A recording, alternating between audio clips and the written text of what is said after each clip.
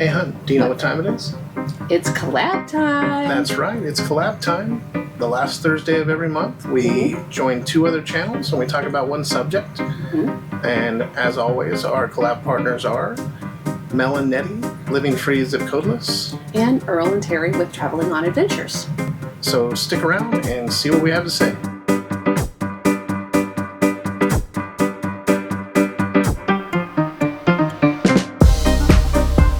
All right, so what is our subject this month?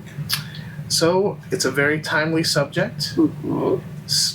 Tips to stay cool while summer camping. And we all know that that's quite difficult, especially if you're where we are, and that is Texas, and it is so hot. Well, okay, fine. Let's just dive into topic number one. Don't camp in the South. Just don't do it. If you want to stay completely cool inside and out, the South is not the place to be. Texas is hottest places right now. So yeah, that just don't go south for the summer. Go north for the summer. I completely understand why people chase the 70-degree weather. Camping in the South is not for the faint of heart. No, we just happen to live down here in Texas, so we're used to it to a certain degree. But hot is hot, though. We can get our rig cooled down on the inside just fine. We don't really have a problem with that, and we'll go into more stuff about that. But being outside, enjoying a campfire, those things are not going to happen in the summer. So just don't come south for summertime. That's one way to stay cool. Yeah. But if you are camping somewhere where it's not exactly cool, we got some tips for that too. So topic number 2 is? Preventative maintenance. Now this definitely goes a long way with helping you stay cool.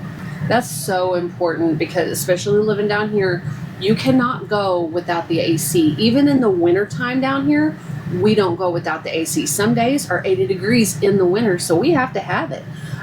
So preventative maintenance, what does that include? All right, so some of the preventive maintenance that you're going to do on your AC, for one, you're going to clean your coils. And that's going to involve getting up on the roof. You're going to need the proper chemicals to spray on the coils. It's very simple. There's lots of things that can actually get up in there.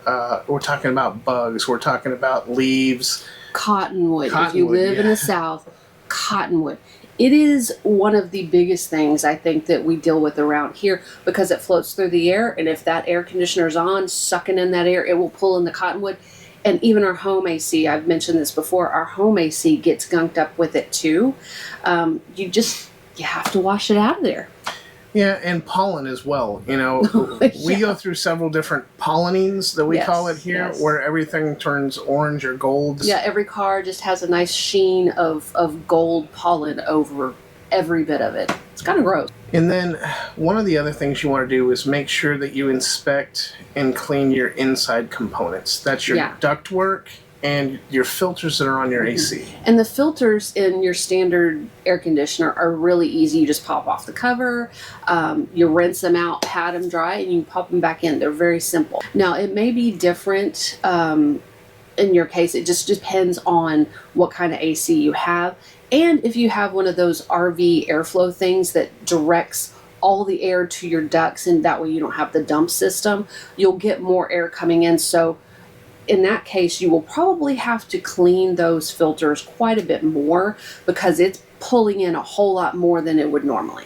Yeah, and that's going to be a bonus tip is if you have a ducted AC system, you can go online, you can find the hack to do it yourself, or buy one of the brand names, you know, that basically seals off your dumps and forces all your air to your ducts. Yeah. We can't talk about that because we don't have it. We're thinking about making one for ourselves just so that our air conditioner is more efficient because, I mean, the summers seem to be getting hotter and hotter every year, and we need to make this cooler. So, yeah, we're actually thinking about it. And if we do make one of those ourselves, we will definitely make a video and we will put it up on our channel.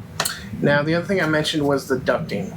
So if you pull your vent covers off the ceiling, what you want to do is you want to inspect them because they should be sealed from the bottom up so that you have no airflow escaping into the attic or just dead spaces in your RV because you're just wasting your air conditioning at that point. Right, and being on the road, things rattle, as we've talked about before. It's a giant earthquake going down the road.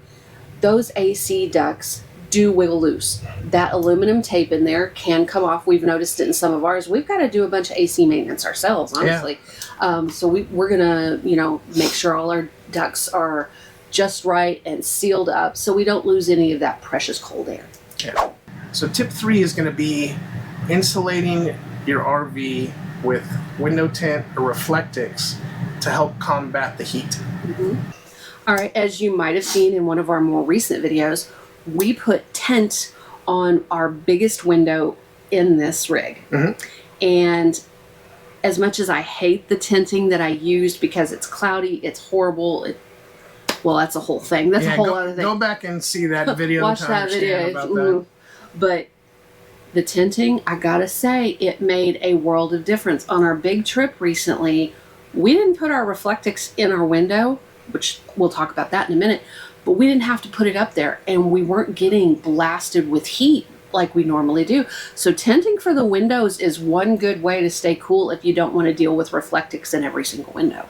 Yeah, so when we talk about Reflectix, we're talking about basically, it's a thermal barrier that you can put on your windows, put on your walls. I'm sorry, not your walls, but your interior outside walls, like in your cabinetry, your kitchen cabinets, your pantry.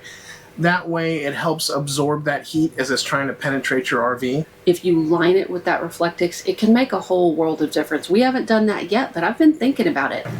When we talk about Reflectix, this is what we need. If it looks familiar, it's because this is just one of those auto shades that goes in your windshield of your car.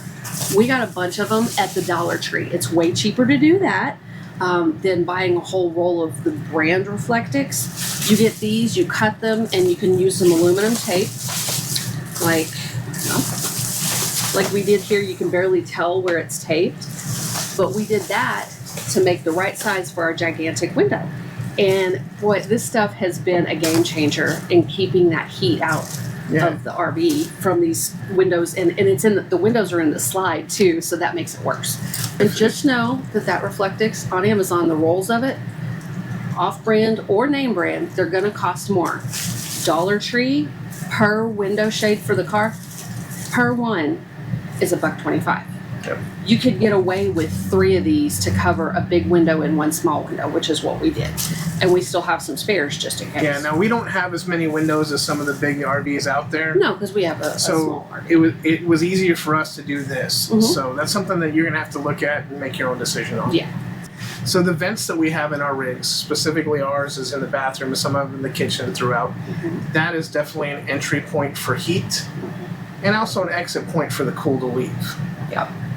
And that brings up one of our other products that we use is the insulated pillow. Yeah. And they're pre-made, pre-cut. Yeah, this is like a Sherpa kind of quilts kind of fabric stuff. And this side has the Reflectix type of stuff. As you can see, after having it for 3 years, it's falling apart. So it does need to be replaced occasionally, but you know what? It's still working right now, so that's okay. You really just did that. I ran my hand over it. You ruined it. Sorry. She ruined it. He needs to blame me for something. I will not recover from this. It would have done that anyway. All right, guys. So that was just our 3 quick tips to help you combat the summer heat while you're traveling. There's a lot of other things out there because everybody's rig is different. Oh, absolutely. You know, we may only have 5 windows. Somebody may have 10 windows in their rig, so they may do things a little differently. Somebody has different style AC where it's not ducted or it's a dump only. Yeah. We want you to let us know what your tips are for summer travel and how do you stay cooler in your rig. If you haven't already, we invite you to subscribe to our channel. We bring you tips and reviews and general RV lifestyle videos along the way. And just some of our weird, fun stuff that we come up with that we like to do. Am I the a-hole videos? Yeah, maybe one of those coming soon. Who knows? Well, please like and comment on the video. Like I said, let us know your tips that you have, what works for you in your rig. And then as soon as you're done watching this video, go over and check out our friends. And that's MelNetteLivingFreeZipcodeless. And Earl and Terry at Traveling on Adventures. Show them some love over there. Give them a like. Give them a subscribe too. Yeah. We appreciate it, guys. That's all we have for you today. And until next time, We will see you out there. Bye. bye.